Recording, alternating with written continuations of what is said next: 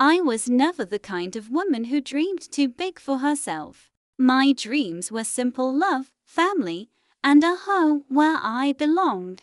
When I married into the Lee family, I believed I had found all of that. They weren't rich, but they carried themselves with pride. My husband, Jian, was ambitious, and I believed in him so much that I was willing to shoulder everything so he could chase his dreams. If the world said he couldn't, I would be the one who said he could. So I gave everything. The first year of marriage, when his parents needed money for a medical emergency, I handed over my savings without hesitation. "We're family," I told Jian, and his eyes softened with gratitude. At least, I thought it was gratitude. His parents praised me endlessly in front of neighbors, calling me a dutiful daughter-in-law. Inside, I felt proud, but slowly, the praises turned into expectations. "Daughter-in-law, your salary is higher than Giant's for now. Why don't you take care of the house expenses? He needs to save to start his business," my mother-in-law said one night over dinner. I smiled, thinking it was temporary. "Of course, Mama. It's only until he gets his footing." I worked overtime, skipped lunches, and put away my own little dreams like saving for further studies or traveling, so that Jian and his family could have everything they wanted. I told myself this was love, that my sacrifices would bloom into happiness for all of us. But love without respect is just another word for slavery.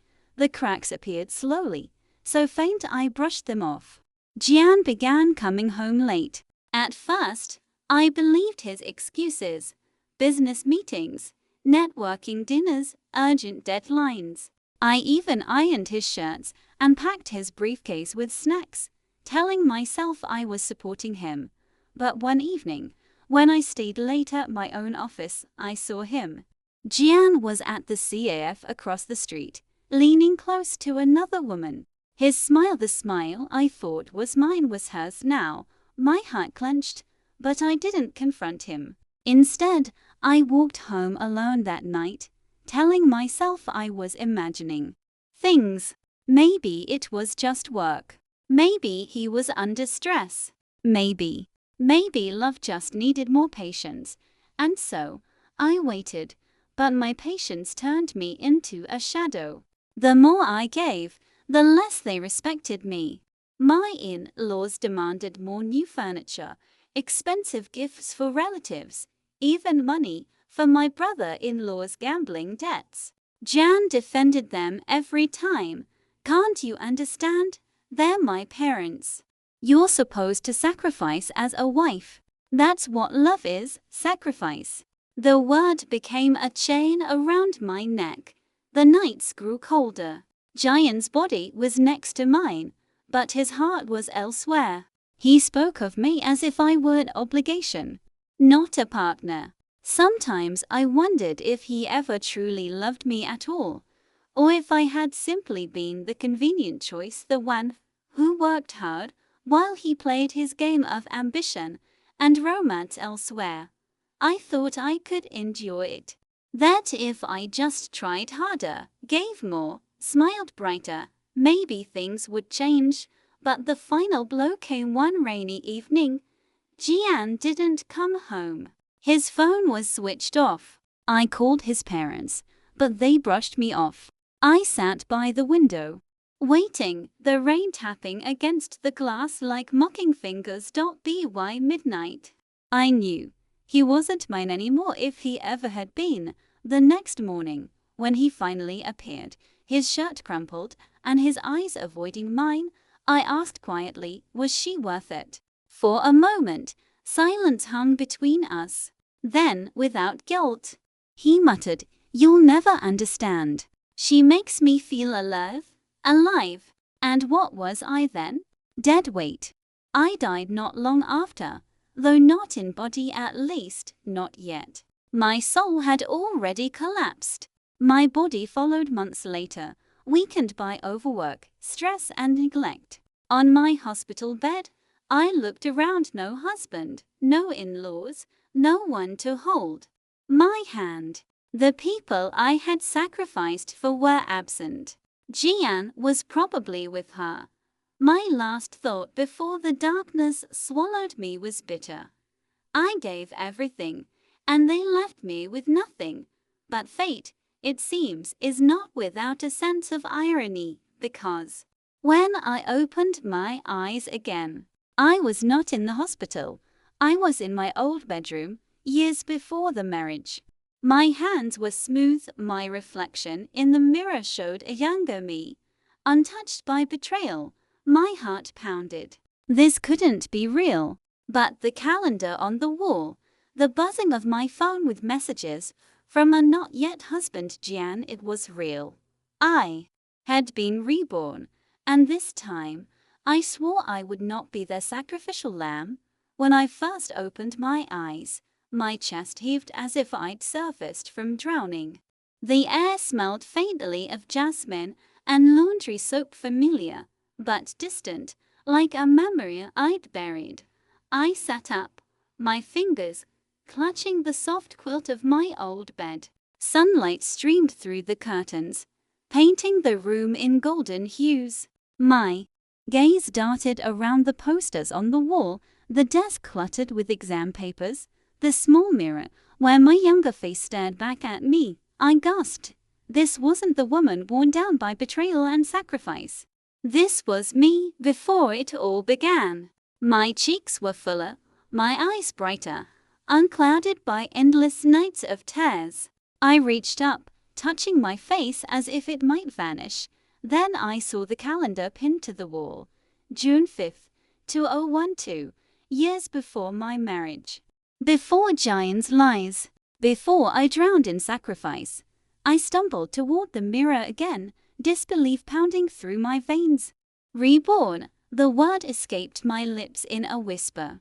My heart raced. I remembered everything: my first life, my suffering, my death. A wave of emotions crashed over me: relief, sorrow, fury. This was my second chance, and this time I would not waste it. My phone buzzed on the desk, startling me. I picked it up, my fingers trembling as I unlocked it. A text message glowed on the screen. Jian, good morning, darling. Don't forget, we're meeting tonight. I want to talk about our future. My stomach twisted. Even before marriage, he had already started weaving his web. Back then, I had clung to every word, starry-eyed and foolish. I thought he was my forever. Now, his words made me sick. Future, I muttered bitterly. A future where I break my back for you and your family while you smile with another woman behind my back. Not this time. I sat on the edge of my bed, gripping the phone, my mind whirring. If I wanted to change my fate, I had to start here. I couldn't fall for his sweet words, his practiced charm. I couldn't be lured into the same trap. This time, I would protect myself. This time, I would live. The day passed in a blur of disbelief and planning. My parents, alive and well, called me down for breakfast. I stared at their familiar faces, tears stinging my eyes. In my past life, I had neglected them, too busy serving in-laws who despised me. I never realized how much I had missed until I had nothing left. Are you all right, sweetheart? My mother asked. Noticing my watery eyes, I forced a smile, taking her hand. I'm just grateful.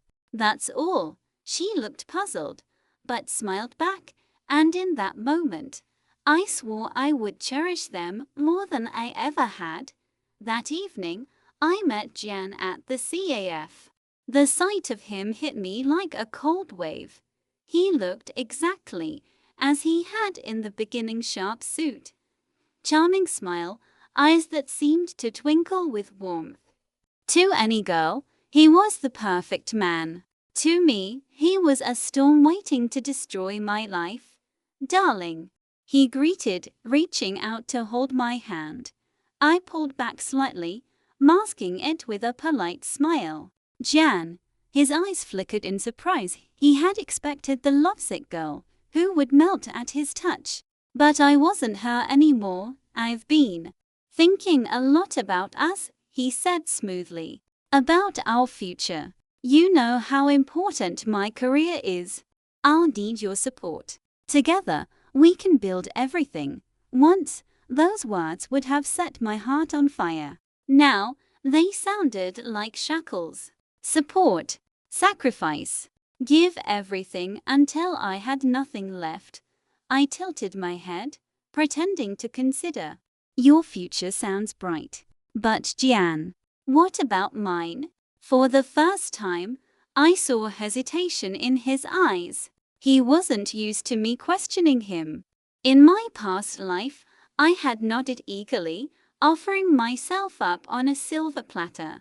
This time, my words unsettled him. Of course, your future too, he said quickly. But marriage is about compromise, right? My family will need help at first. You'll understand. There it was. The beginning of the same script. In my mind, I saw flashes of my past life, the endless sacrifices, the weight of his family's demands, the mistress's smirk, my lonely death.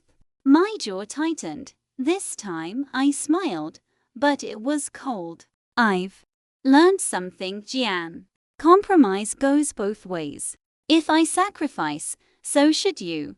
If I give, you must give too. Otherwise, it's not love, it's slavery. His face darkened slightly, though he quickly masked it with charm. You're joking, right? Of course, we'll share everything. I sipped my coffee, hiding my smirk. I could see through him now. He was still the same man who would betray me. But this time, I would be ready. This time, I would not fall. That night, as I lay in bed, I stared at the ceiling, my mind alive with determination. I had been given a gift, a second chance. I wouldn't waste it. I would protect my parents, my dreams, my dignity, and as for Jian, his mistress, and those in-laws who drained me dry, they would never see me as their victim again. They would see me rise. If there was one thing I remembered most vividly from my past life, it was the way my in-laws treated me. At first, it was disguised as affection. They praised me in front of neighbors, called me a lucky daughter-in-law, and pretended I was family. But soon enough, those smiles turned into demands, their hands always stretched out for more. In that life, I gave them everything. This life, things would be different. It was a Sunday afternoon when Jian insisted I come over to meet his parents. In my past life, I had been nervous, eager to please. I had carefully chosen my outfit, memorized their favorite dishes, and smiled until my cheeks hurt. But as I stood in front of the Li family's modest home this time, my chest was calm. My heart did not race with fear or anticipation. Instead, it pulsed with cold clarity. The door opened, and there she was, Madame Li, my former mother-in-law. Her sharp eyes scanned me from head to toe, the same eyes that would later judge every action I took. So you're the girl Giant's been talking about, she said, her voice carrying that familiar blend of false warmth and subtle arrogance. Yes, I replied, my smile polite but distant. In the past, I had bent over backwards to impress her. Today, I let silence do the work. It unsettled her just slightly, but enough. Inside, the living room was crowded with trinkets and old furniture. Mr. Li, my future father-in-law, sat on the worn sofa, watching TV. He barely looked at me before grunting. So, this is her? Yes, Dad, Jian answered quickly, his arm brushing mine as if to reassure me. She's the one I told you about. In my past life, Those words had filled me with joy. I thought being the one meant I had found a family. But I had learned better. Being the one meant being their scapegoat, their servant, their endless well of sacrifice. This time, I refused the role. Sit, sit, Madame Lee urged, bustling around. We've heard you're quite capable. Good salary, good education. Jian is lucky. Her words, though sweet, were barbed. I knew what they really meant. You can provide for him. You'll carry the weight while he chases dreams. Thank you, I said calmly. But I don't believe luck is one-sided. I hope Jian proves equally lucky for me. The silence that followed was sharp. Jian blinked, his parents exchanged glances. And I sipped the tea she placed before me as if nothing had happened. As the visit went on, the questions began. What about your salary? Do you plan to support Jian while he starts his business? Are you good at cooking? Cleaning? A wife must be diligent, you know. Do your parents plan to give you property when you marry? These things matter for the future. In my past life, I had answered each question with a smile, desperate to please. I had promised them everything, handed myself over on a silver platter. But now, I answered differently. My salary is mine to manage, I said evenly.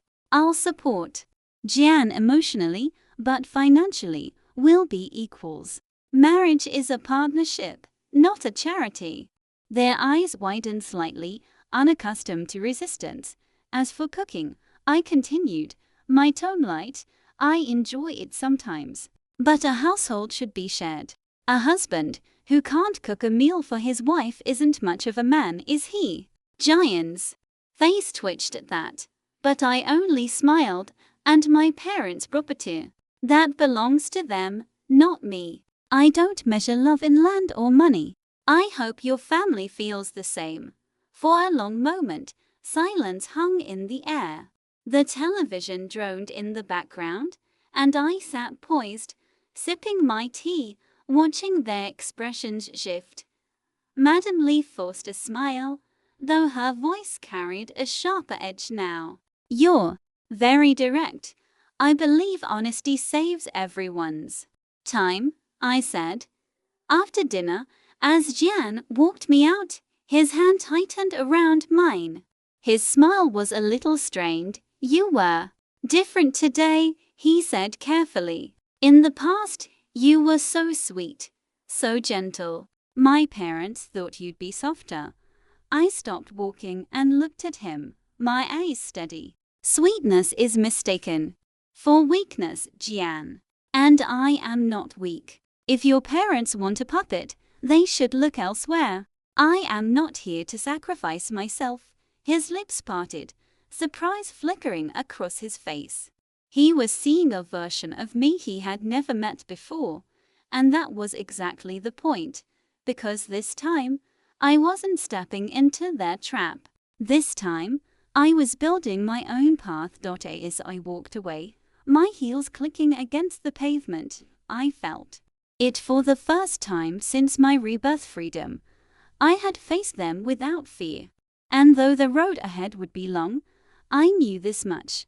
The Lee family had no idea what kind of daughter-in-law they were dealing with now. The weeks after meeting Jian's parents was strangely quiet. Too quiet. In my past life, that first visit had been followed by endless calls from Madame Lee, requests for money, favors, or help with family matters. But now silence stretched between us. It wasn't peace. It was the stillness of a snake coiling before it struck. Jian, however, was not as skilled at hiding his unease. One evening, as we walked through the park after dinner, he suddenly stopped and turned to me. His smile was strained, his eyes searching. You've changed, he said softly. I tilted my head. How so? You're colder, more distant. The girl I fell for was sweet, gentle, always smiling. She wanted to make me happy. Ah, There was the first crack in his perfect mask. He didn't want a partner. He wanted a servant who smiled while handing him her soul. I met his gaze, steady and calm. Maybe that girl was too eager to please. Maybe she lost herself, trying to make everyone else happy. His brow furrowed, and for a moment, his hand twitched as if he wanted to grab mine tighter, to control me the way he once had. But instead, he forced a laugh. I guess stress changes people. It's fine. I still love you, darling. His words, once honey to my ears, now tasted bitter. Love. No, Jian loved the ease of being adored. He loved the convenience of my sacrifices. Real love. He wouldn't recognize it if it stood in front of him. Meanwhile, I poured my energy into rebuilding my independence tea work. I stopped volunteering for extra shifts that drained me dry. Instead, I polished my skills, networked, and took on projects that mattered to me, not to Jian, not to his family. My parents noticed the change too. One evening, as I helped my mother with dinner, she studied me quietly. "You seem stronger these days," she said, passing me the knife to chop vegetables. "Not that you weren't before, but now there's a light in your eyes. Did something happen?" I smiled faintly, shaking my head. "Nothing happened, Mama. I just realized I have to live my life for me. No one else." Her eyes softened, pride shimmering there. In my past life, she never got to see me like this. I had buried myself so deeply in serving the Li family that I had neglected her completely. Not this time. This time, I would give her the daughter she deserved. It was during one of my late evenings at the office that I first saw him again. A man in a crisp white shirt, sleeves rolled up, glasses perched on his nose, studying a file as he leaned against the elevator wall. He was tall, with sharp features softened by an easy calmness. I remembered him faintly from my past life, a colleague who had once helped me when I stayed too late at work. But I had been too distracted with Jian's demands to notice him properly. His name was Wei Chen. That night, as we both waited for the elevator, he glanced at me and smiled politely. "You're still here? You always stay late." "Not always," I replied, though in my past life it had been true. "Just finishing something important." He nodded, then pressed the button. The silence stretched, but it wasn't uncomfortable. For some reason, his presence felt steady, grounding, so different from Jian's suffocating charm. As we stepped into the elevator, he added casually, "Don't overwork yourself. No project is worth your health." The words were simple, almost throwaway, but to me they hit deep. In my past life, no one had said that to me, not Jian, not his parents. No one. They had taken my exhaustion as their right, not their concern. I found myself smiling, a real smile. I'll remember that. The elevator doors closed, and for the first time, I wondered, maybe fate had more in store for me than just avoiding Jian's trap. Maybe fate was also offering me something I had never truly had, someone who cared. The next day, Jian showed up at my office unexpectedly. He strolled in with flowers, his smile dazzling, drawing the attention of my co-workers. To everyone else, he looked like the perfect boyfriend, handsome, thoughtful, devoted, but I knew the truth. And I saw the way his eyes flicked around, measuring, calculating, as if staking his claim on me in front of others. "Darling," he said, pressing the bouquet into my hands. "I missed you." I accepted the flowers, but my smile didn't reach my eyes. "You should have called first." His expression stiffened. In the past, I would have melted, thanking him, parading his gift like a trophy. Now, My indifference unsettled him. As he walked me out, I caught sight of Wei Chen passing by, his gaze briefly meeting mine. Calm, steady, unreadable. But something in that glance told me he had noticed. He had seen beyond the flowers and the facade, and somehow, I felt seen. That night, Jian complained as we drove home. "You're so cold lately. I went out of my way to surprise you, and you couldn't even smile properly. Do you know how that makes me look in front of your coworkers?" I turned my head, watching the city lights blur past the window. "Maybe you should worry less about how things look, and more about how they are." His hands tightened on the steering wheel, his jaw clenching. For the first time, I felt the weight of his frustration, the cracks in his mask widening. He couldn't control me anymore, and that terrified him.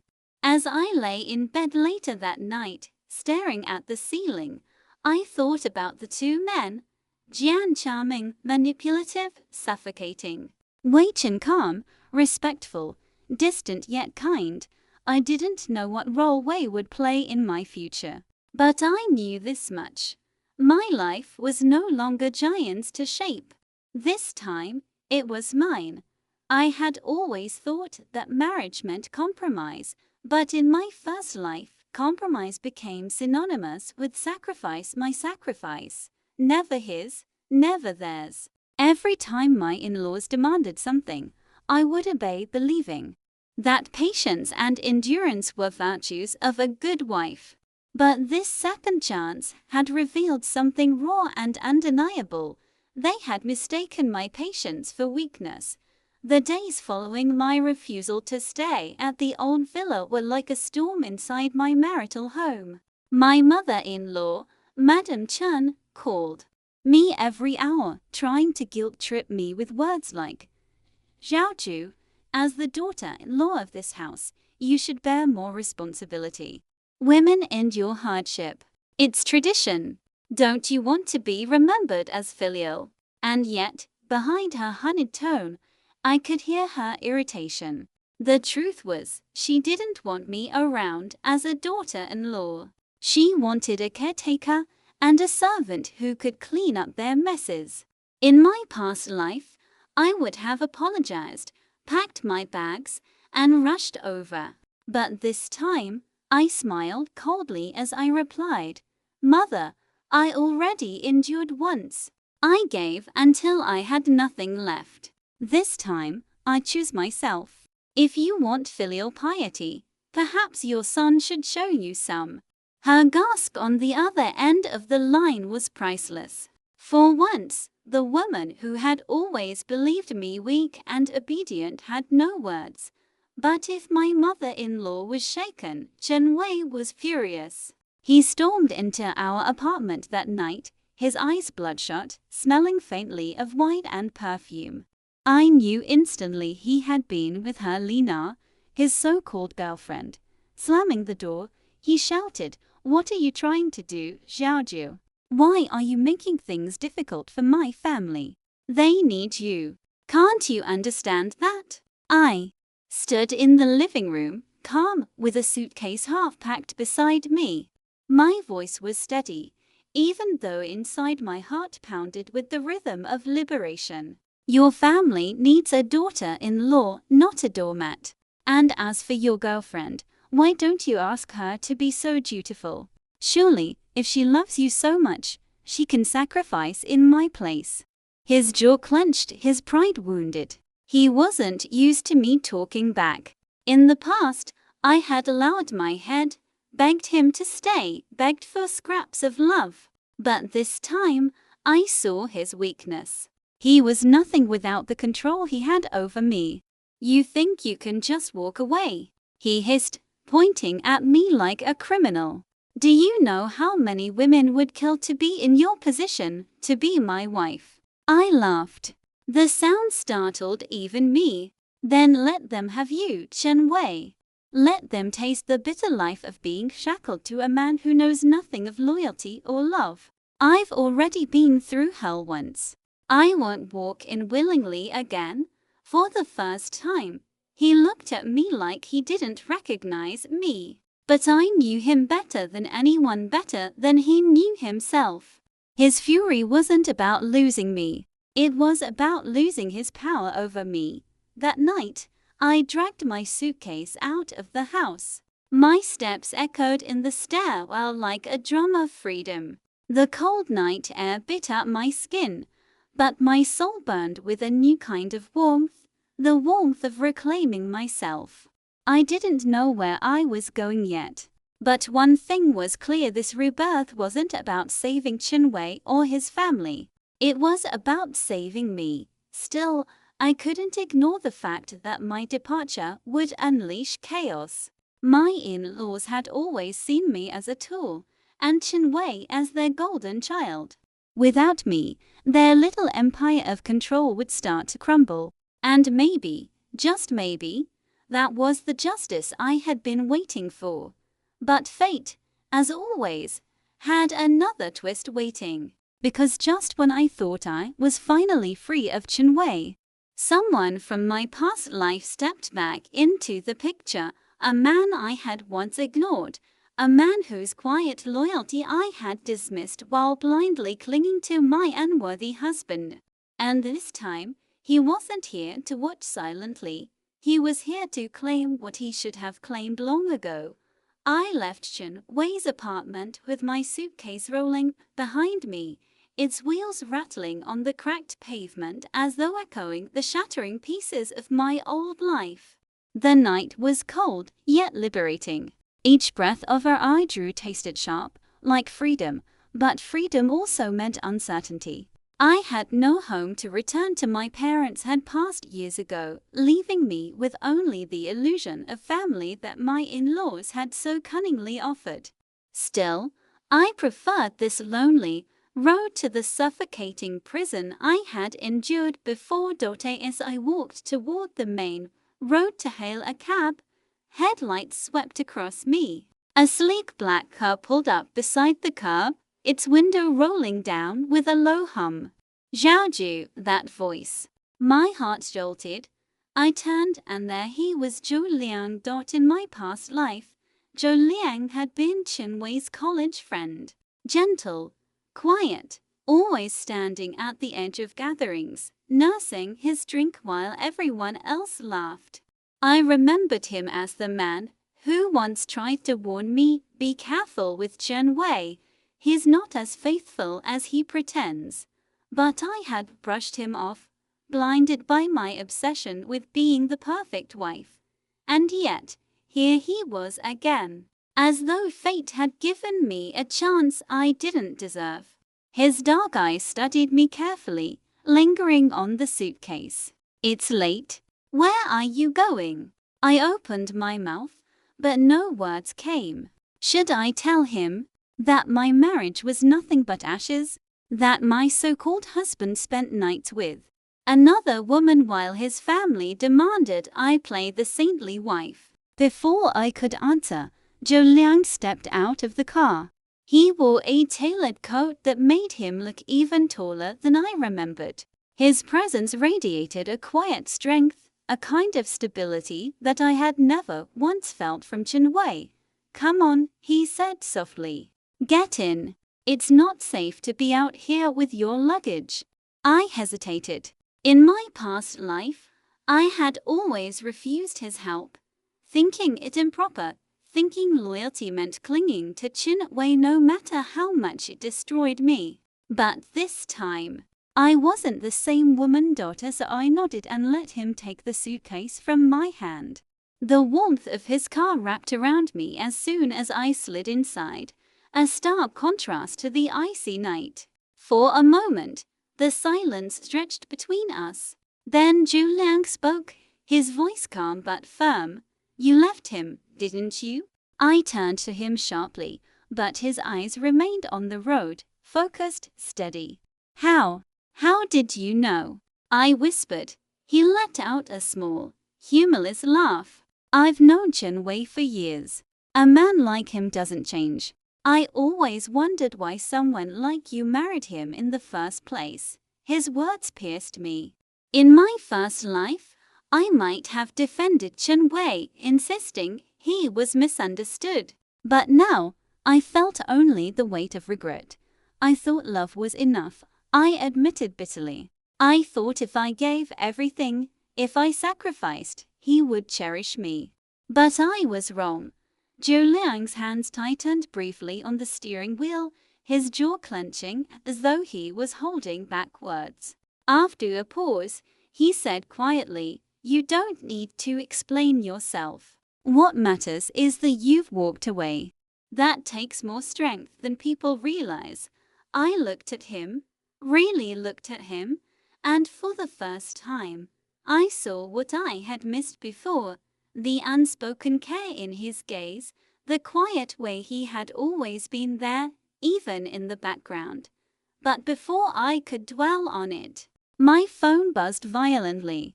A message popped up from Chen Wei. "Xiaoyu, come back right now. Don't embarrass me in front of my family.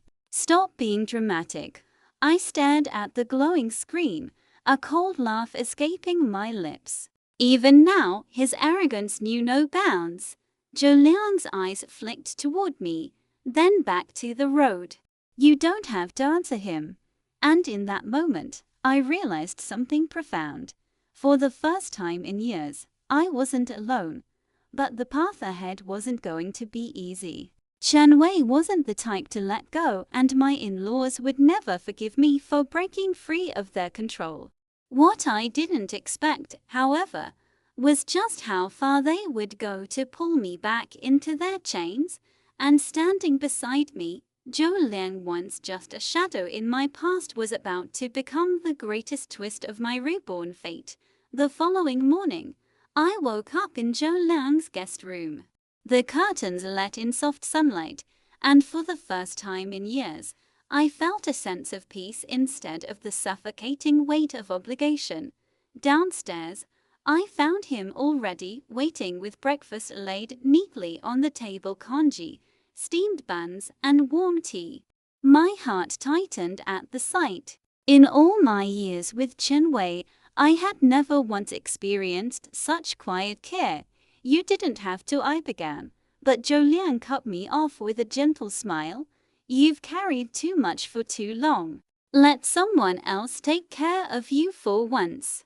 His words sank deep into me. In my past life, no one had ever spoken to me like that.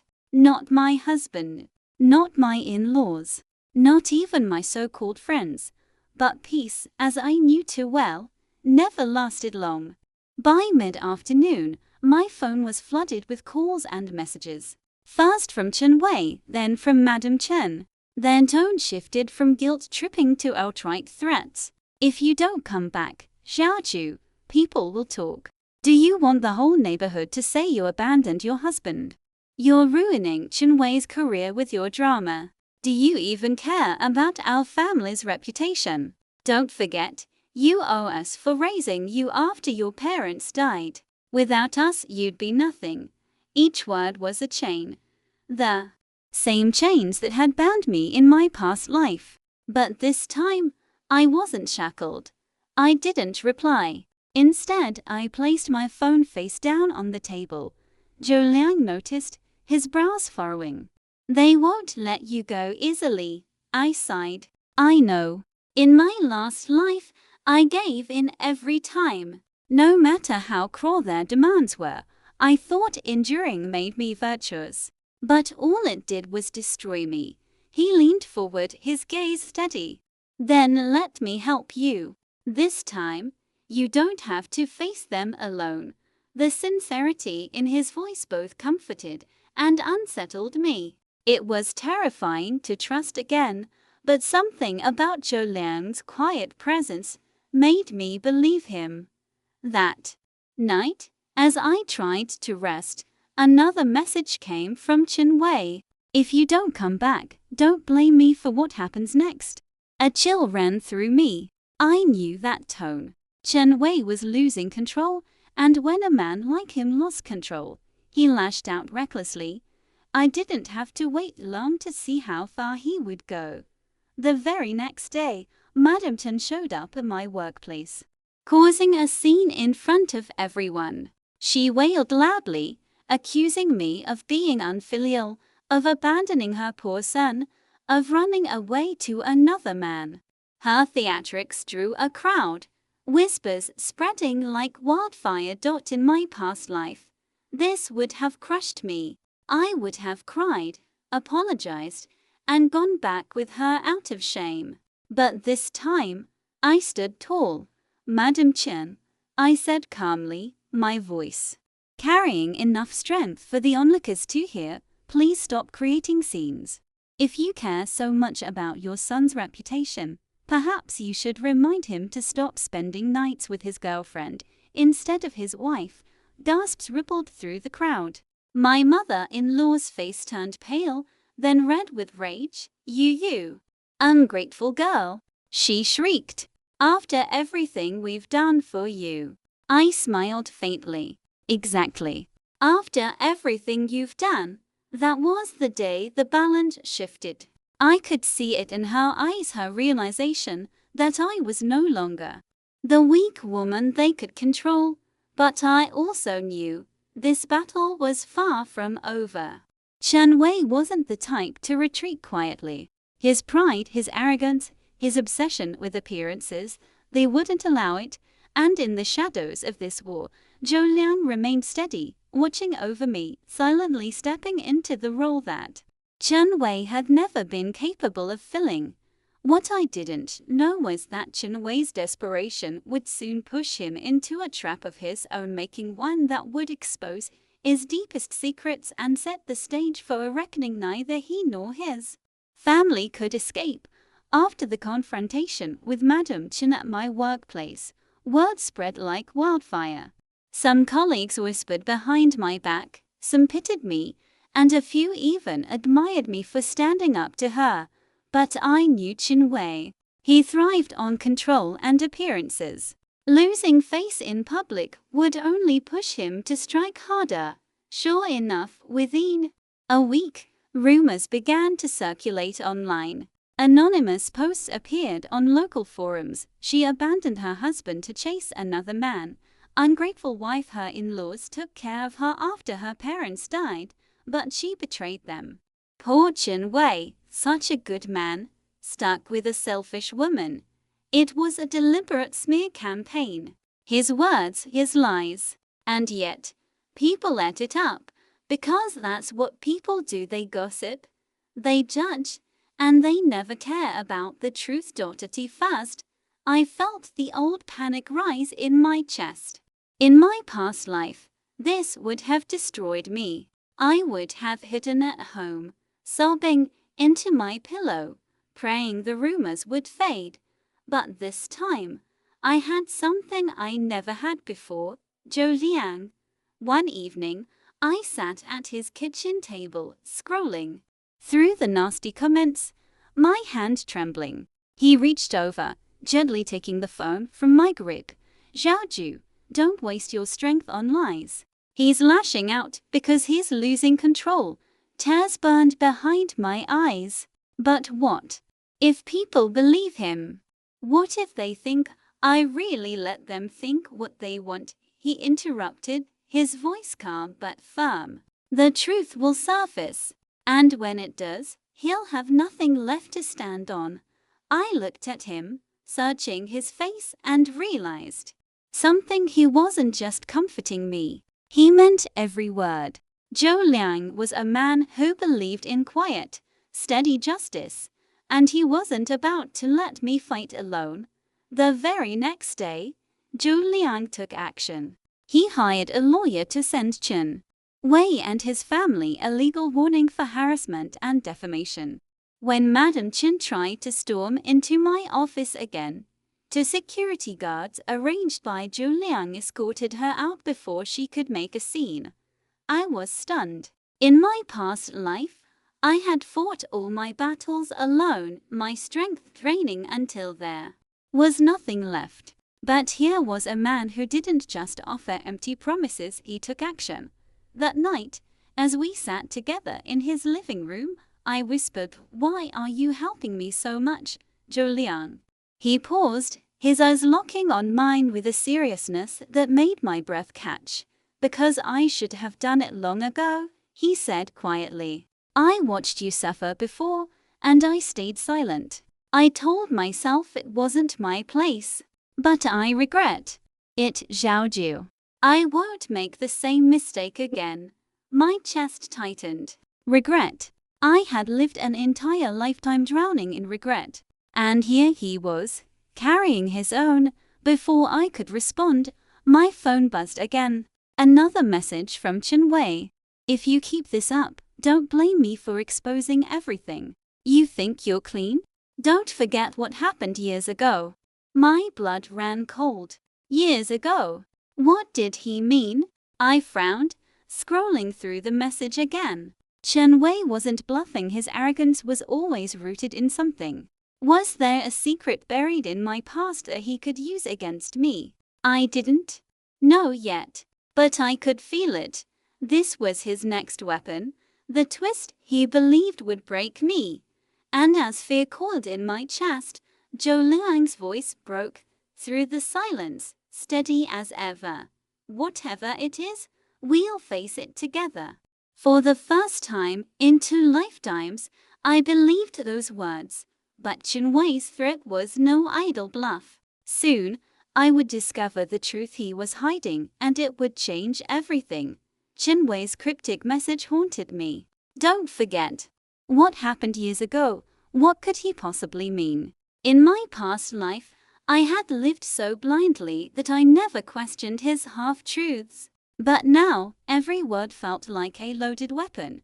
That night, I couldn't sleep. I lay awake in Zhou Liang's guest room, staring at the ceiling, every nerve on edge. Was there something in my past that he could twist into a weapon? Or was it just another attempt to scare me into submission? By morning, the answer began to unfold. Chenwei released a statement through one of his friends online. My wife has always been unstable. She had problems even before our marriage. We took her in out of pity. After her parents died, she should be grateful instead of running off with another man. He painted me as weak, fragile, even mentally unstable. And to my horror, he attached an old hospital document, one I vaguely remembered from years ago, when I had collapsed from exhaustion and been briefly admitted for stress-related fainting. He twisted that single event into a weapon, a way to brand me as broken. When I saw the post, my hands shook with rage. How dare he? I whispered, my voice trembling. Zhou Liang sat beside me, calm but visibly furious. He's desperate. He's digging up anything he can use. But this isn't proof of instability, it's proof of how much they pushed you until your body gave out. My chest tightened. But people won't see it that way. They'll believe him. They always believe the man first. Zhou Liang reached over, placing his hand gently on mine. Then we'll show them the truth. For the next few days, Zhou Liang's lawyer worked tirelessly. We gathered evidence records of Chenwei's nights spent at hotels with Lina, testimony from neighbors who had seen Madame Chen berating me, even financial documents showing how much of my salary had gone to supporting his family. Piece by piece, the truth formed a shield against his lies, and yet, what shook me most wasn't the legal battle, it was Zhou Liang himself. The way he stood beside me, quietly yet firmly, as though my fight was his fight. Late one evening, after reviewing documents, I looked at him and asked softly, "Why do you believe me so easily, Zhou Liang?" Most people wouldn't. He met my gaze, his eyes unwavering. "Because I watched you once. I saw how you lived, how much you endured. And I hated myself for not stepping in then. This time, I won't stand by and let you fight alone." My throat tightened. In my first life, no one had ever spoken to me like that, not even once. But just as I began to feel a fragile thread of hope, Chen Wei struck again. This time, it wasn't Words.it was Li Na. She appeared at my workplace one afternoon, dressed elegantly, her lips curled in a mocking smile. Xiaoyu, she said sweetly, loud enough for others to hear, stop embarrassing yourself. Chen Wei never loved you. You were just convenient. Why don't you let go gracefully? Her words stung, but not in the way she intended. They stung because I remembered my first life, how I had endured her shadow, how I had believed I wasn't enough, but I wasn't that woman anymore. I straightened my shoulders and replied, my voice cool and sharp, gracefully. You call it grace when a woman gives up everything while another hides in the shadows, stealing what isn't hers? If you want to stand by Chen Wei, by all means, take him. But don't think for a second that I'll bow my head again. Gasps echoed around us. Li Na's confident smile faltered for just a second, and I knew she hadn't expected me to fight back. But the war wasn't over. Chen Wei and his family still had weapons left, and I could feel the storm building. What none of them knew, however, was that this time I wasn't the same Xiaoyu they could crush, and with Zhou Liang by my side, their every scheme would only bring them closer to their downfall. Still, fate had one more twist waiting, one that would force me to confront not only Chen Wei's betrayal, but the truth about myself. The days that followed were relentless. Chen Wei's attacks grew more calculated, more public. He leaked old messages, twisted conversations, and even tried to contact my friends, attempting to sway them to his side. Every time I thought he had exhausted his arsenal, another bomb would drop, but I was no longer alone. Zhou Liang remained by my side, steady as a rock. Together, we combated each attack, unveiling the truth piece by piece. Then, one evening, an unexpected revelation shook everything. Zhou Liang had called me to a quiet CAF, far from the office, far from the rumors. His expression was serious, almost hesitant. Xiaoyu, there's something I need to tell you, he said. I tilted my head, unsure of what he meant. What is it? He took a deep breath. I know about your first life. My heart skipped a beat. How could he possibly know? I had never told anyone, not my parents, not my friends, not even him. I've been following your story, your struggles.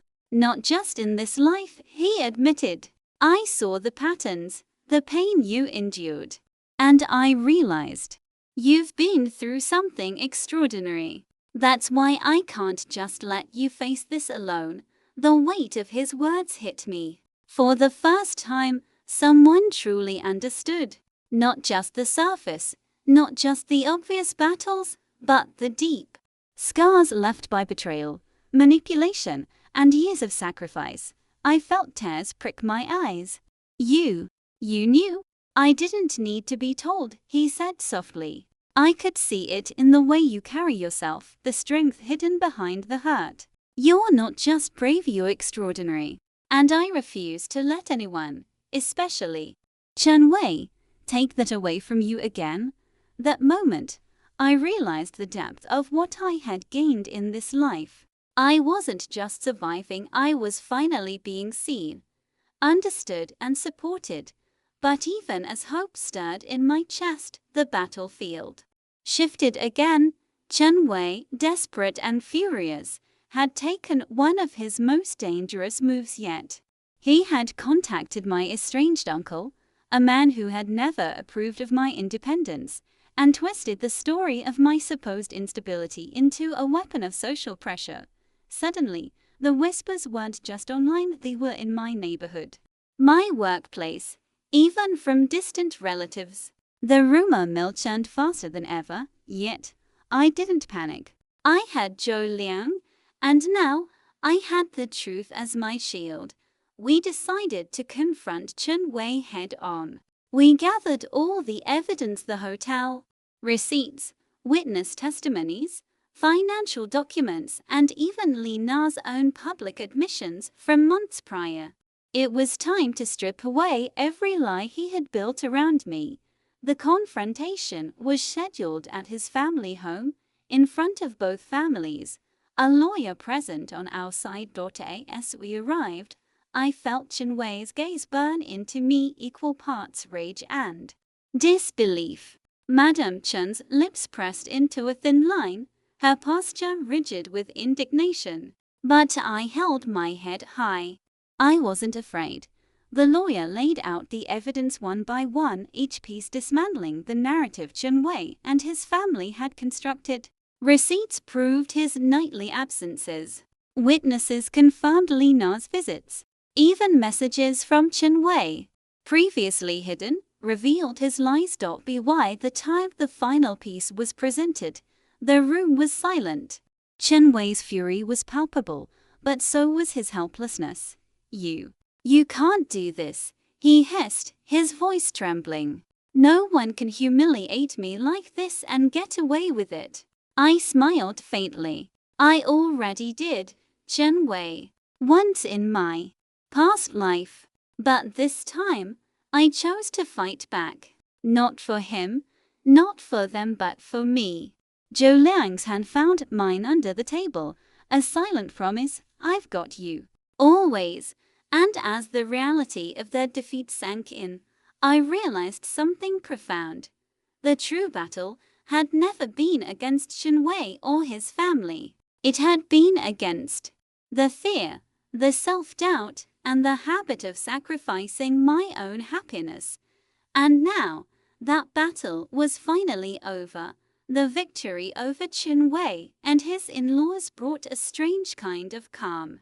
The storm had passed, leaving a clear sky for the first time in years. But calm, I realized, was not the same as peace. There were still pieces of my life that needed mending, bridges to rebuild, and wounds to heal. Zhou Liang stayed by my side. Every step of the way, we returned to my apartment, now my sanctuary, not a place of obligation. He helped me sort through years of clutter, both physical and emotional. Old letters, bills, and reminders of sacrifices I had made. He encouraged me to let them go. Xiaoyu, he said softly, handing me a box of old documents. You don't need to carry these anymore. They belong to the past, not you. I hesitated, then nodded. For the first time, I realized I was ready to release the weight of my first life. I could let go of the guilt, the pain, the constant need to please. Even Chen Wei's shadow began to fade. His attempts to tarnish my reputation had failed, and now, with the truth revealed, the people who mattered saw him for what he truly was. Madame Chen and her husband retreated into their own world, forced to face the consequences of their arrogance and cruelty. And Li Na, she vanished from the social circles I frequented, her role in Chen Wei's life no longer relevant, and amidst this, Zhou Liang became more than just my protector. He became my partner in every sense of the word. Quiet evenings spent discussing books, work, and our dreams became the new rhythm of my life. He never demanded my attention. He simply offered his presence. One evening, as we watched the city lights from my balcony, I finally voiced what I had been feeling. Zhou Liang, I don't know what I would have done without you, I admitted, my fingers brushing his. He turned to me, eyes soft and steady. You would have done it, Xiaoyu. You are stronger than you realize. I just helped you see it. A smile tugged at my lips. Maybe. But I also realized I don't have to face life alone anymore. And I don't want to. He leaned closer, a gentle warmth radiating from his presence. Then don't. From now on, we face it together. Every step. I felt a sense of completion, a sense that my rebirth had led me not just away from cruelty, but towards something true and lasting. And the world outside, once a place of judgment and manipulation, now seemed full of possibilities. I was no longer the girl who bowed to demands, who sacrificed endlessly for people who didn't deserve her. I was Xiaoyu, the woman who reclaimed her life, her love, and her future daughter. As Zhou Liang held my hand, I knew that whatever twists life might throw next, I would face them with courage. Not alone, but with someone who saw me, respected me, and loved me for who I truly was, and that, I realized, was the greatest victory of all. The weeks that followed felt like a gentle unfolding of life, the kind I had never experienced before. No obligations, no sacrifices demanded by others, no whispers of judgment, just me, breathing freely, and Zhou Liang, quietly supporting me every step of the way. Even my relationship with my parents' memory shifted. I felt a sense of connection and closure, as though I could finally honor them by living fully, not by bending to the will of others. I visited their graves one bright morning, kneeling with a peaceful heart. "Mother, Father," I whispered, "I'm living my life now. I'm happy. I hope you can see that." The wind stirred gently, carrying a soft, almost comforting warmth. It felt like an affirmation, a silent blessing from the parents I had lost too soon. Zhou Liang's presence beside me was steady. "They would be proud," he said softly, "of everything you've overcome." I smiled, squeezing his hand. "I've learned a lot these past years. Mostly, that my life belongs to me." We returned home, and for the first time, the apartment felt like ours, filled with laughter, quiet conversations, and little moments of intimacy that weren't forced but chosen. Zhou Liang never rushed me, never demanded anything, yet in his care, I found a freedom I had never known. One evening, as the sun dipped below the horizon, painting the city in shades of gold and rose, Zhou Liang looked at me with a seriousness that made my heart flutter. "Xiaoyu," he began, voice steady, "I want you to know something. I've always admired your strength, your courage, and your heart. And I want to walk with you, side by side, for everything that comes next. Not as your protector, not as a friend, but as someone who loves you completely." I felt tears prick my eyes, not from sadness, but from the overwhelming relief and joy of finally being seen, respected, and cherished. "I love you too," I whispered, my voice steady, yet soft. "Not out of obligation, not because I have to, but because I want to." He smiled, and in that moment, it felt as though every hardship, every betrayal, every sacrifice of my past life had led me here, to this freedom, to this love, to this future. And as we embraced, the past no longer held power over me. Chen Wei's betrayal, the in-laws' manipulations, the lies, they were all behind me. The woman who had once bowed and sacrificed endlessly had finally reclaimed her life. We watched the city lights flicker on, one by one, like stars in the night sky. And in those lights, I saw not fear or obligation, but possibility. This rebirth had given me more than revenge or vindication. It had given me life, choice, and love. That was real, mutual, and unwavering. I knew that whatever challenges came next, I would face them with courage, with integrity, and with Zhou Liang by my side. For the first time, I wasn't just surviving. I was truly, fully alive, and that, finally, was my story. Thanks for watching. Hoped you liked it.